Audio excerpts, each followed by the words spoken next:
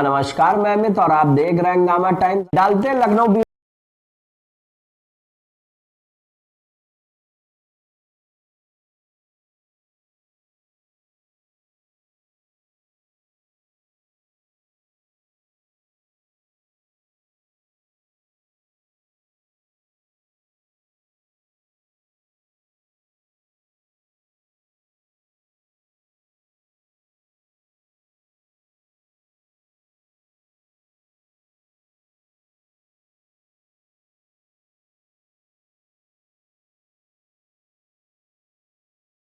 राष्ट्रीय लोकदल के कार्यालय विधि प्रकोष्ठ का आज शुभारंभ हुआ। वहीं इनके प्रदेश अध्यक्ष अंकुर सक्सेना से हम बात करेंगे कि जिस तरह से विधि प्रकोष्ठ में एक बड़ी जिम्मेदारी दी गई है। अब इनके प्रदेश अध्यक्ष यहाँ मौके पर मौजूद है, जिन्होंने फीता काट के शुभारंभ किया अपने विधि कार्यालय का। जानते हैं कि आज जिस तरह से विधि कार्यालय का उद्घाटन किया गया है राष्ट्रीय लोकदल के कार्यालय पे, इनको एक अहम जिम्मेदारी दी गई है। आखिर जिस तरह से अधिवक्ताओं के मसले चल रहे हैं, उस पर विधि प्रकोष्ठ किस तरह का कार्य करेंगे, नजर डालते हैं अंकुर सक्सेना के बयान पे और प्रदेश अध्यक्ष के बयान पे कि आज कार्यालय के उद्घाटन पे राष्ट्रीय लोकदल क्या कहेंगे।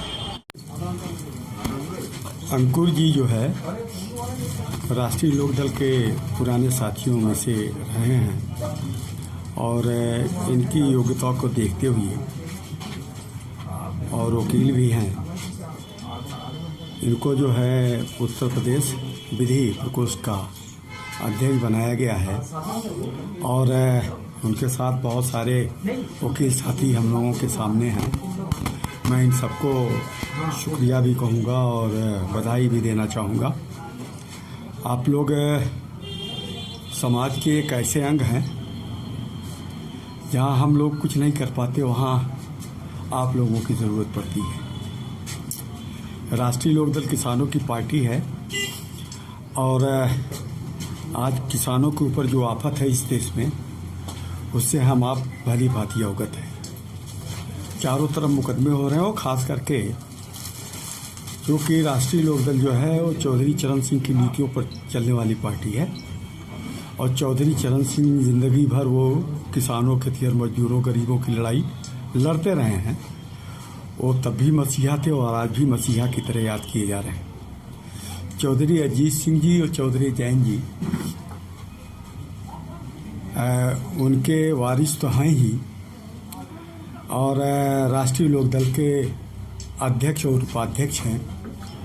तो चौधरी चरण सिंह की नीतियों पर चलने के नाते हम लोगों की जिम्मेदारी है कि किसानों और मजदूरों की लड़ाई लड़ने का काम करें। और विधि प्रकोष्ठ द्वारा जिस तरह से मैं तो आ रहा हूँ, तो आप देख रहे हैं कि राष्ट्रीय लोकदल आगे बढ़ करके किसानों की लड़ाई लड़ने का काम कर रही है। सरकार जो है, हम जैसे कहते हैं कि तीनों काले कानून वापिस हो, एमएसपी की गारंटी हो, तो ये मांगने की वजह से सरकार जो अत्याचार कर रही है, मुकदमे लगा रही है और पास्को एक्ट तक लगा रही है और गलत तरीके से लोगों के घरों पर जुर्माना की एप्लीकेशन भेज रही है। तो इसमें तो अब आप लोगों की ज़्यादा से ज़्यादा ज़रूरत है। भाई हमारा क्या, सभी किसानों के मुकदमे लड़ने का, निस्तारण कराने का और हम लोगों की, किसानों की जमानत लेने का, ये जिम्मेदारी आप लोगों की है। इसलिए मैं तहे दिल से शुक्रिया अदा करना चाहूँगा कि भाई आप लोग आए और पार्टी का हौसला बढ़ाया। और मैं समझता हूँ कि हमारी संख्या ऐसे बढ़ती रहेगी और आप लोगों को देख करके हमारा हौसला भी बढ़ता रहेगा। और मैं समझता हूँ कि अंकुर जी पुराने साथी हैं, तो अब जो है इनके नेतृत्व में पार्टी और तेज़ी से आगे बढ़ेगी। पार्टी तो अब काफ़ी बढ़ गई है, समझेंगे नहीं आप, और तेज़ी से बढ़ेगी। हमारा लक्ष्य है कि जो 2022 में चुनाव, उसमें सरकार बने और हम आप एक दूसरे के सहभागी बने। ठीक है ना? आप क्या पूछना चाहते थे? आप कुछ बताइएगा भैया। शुरू अंकुर जी बताएं, आज जिस तरह से शुभारंभ हुआ कार्यालय का, विधि प्रकोष्ठ और सारी अधिवक्ता किस तरह से पार्टी की नीतियों को, एजेंडों को लेकर आगे जनहित के काम करने में? देखिए, सबसे बड़ी बात यह है कि कोई विधि प्रकोष्ठ जो होती है किसी भी पार्टी का जो बेस वोट होता है, आप कह सकते हैं कि किसी भी पार्टी की बैकबोन होती है। हम लोग पार्टी की नीति रीति में जितना भी चौधरी चरण सिंह साहब जो थे वो हमारे स्वयं एक अधिवक्ता थे और जिला गाजियाबाद में वो प्रैक्टिस किया करता थे। तो ऐसी स्थिति में राष्ट्रीय लोकदल का विधि प्रकोष्ठ अध्यक्ष बनाने के लिए मैं सर्वप्रथम अपने केंद्रीय नेतृत्व और माननीय प्रदेश अध्यक्ष डॉक्टर मसूद साहब का हार्दिक धन्यवाद एवं आभार प्रकट करता हूं।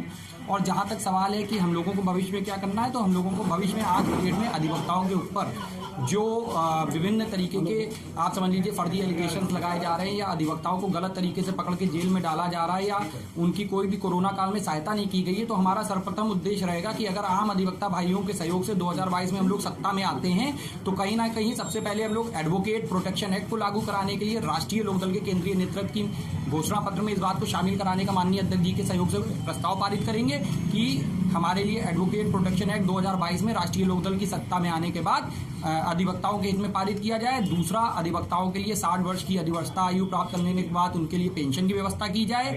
तीसरा, अधिवक्ताओं के लिए टोल फ्री सहायता की व्यवस्था की जाए। साथ में अभी हम लोगों का ये भी विचार बन रहा है कि अगर एडवोकेट प्रोटेक्शन एक्ट को यथाशीघ्र सरकार ने 2022 से पहले पास नहीं किया है तो आने वाले समय में हम लोग शांति मार्च निकालेंगे। उसके बाद हम लोग कहीं ना कहीं विधानसभा का घेराव करने का भी प्रस्ताव पारित करेंगे।